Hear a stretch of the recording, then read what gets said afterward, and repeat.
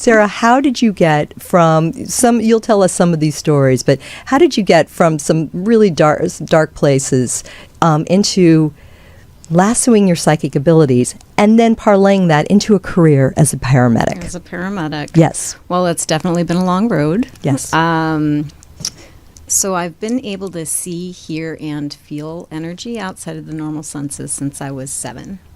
I was raised in the middle of nowhere in South Dakota, pre-internet. So I couldn't just Google, what's going on with me? What's going on? Why am I seeing dead people? Why do I see colors around people? Why do I see disease process in people's bodies? I didn't have any semblance of understanding. It just happened. And so when I originally began to talk to my family about it, it was a pretty conservative, old school conservative family. And so unfortunately, I got a lot of the hellfire and brimstone. Don't talk about this, a lot of shame and threatening to send me to a loony bin. So when I was 7 and I finally came out for some help and support and I was met with that, I really tried to diminish or just suck it back in, and I really developed a sense of toxic shame at that point as a result, because I was scared. I was like, I just wanted to be normal like everybody else. I wanted to fit in, and not understanding why I could perceive this energy if other people couldn't, I really thought that there was something wrong.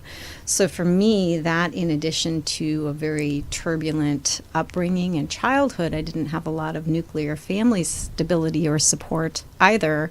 So between those two, I was really navigating a lot, not just my own toxic shame, but just trying to figure out how to navigate and process this much stimulus. So I floundered, went kind of off the rails in my late teens, early 20s. And for me, I was trying to cope, doing the best I could. So for me, that was drugs and alcohol. And I really went kind of down a spiral and ultimately overdosed and had my own near-death experience. And during the near-death experience, there was a very familiar female voice, and she was like, it was a lot more eloquent than I'm going to say it, but she was pretty much like, we get it's hard, we get it's hard, we get it's a lot, but should you choose to come back and utilize these abilities, you're actually going to be able to help a lot of people. And so obviously I'm here, so I made the choice to come back. And it's so funny because I just kind of assumed at that point, like, all right, I'm choosing to live, I'm choosing to come back embodied. And so I thought that it would all be laid out for me. Like Spirit would just be like, okay, this is what you do now, but it wasn't that way. I still had to pull myself up by my bootstraps. I had to clean my life up. I had to face my own trauma, my shame, my addictions. And then eventually, once I had stabilized, I became a paramedic. And so I've now been a licensed paramedic for 20 years. I ran 911 calls for 15 years, and we can talk more in depth about different calls and different areas and stuff like that if you want.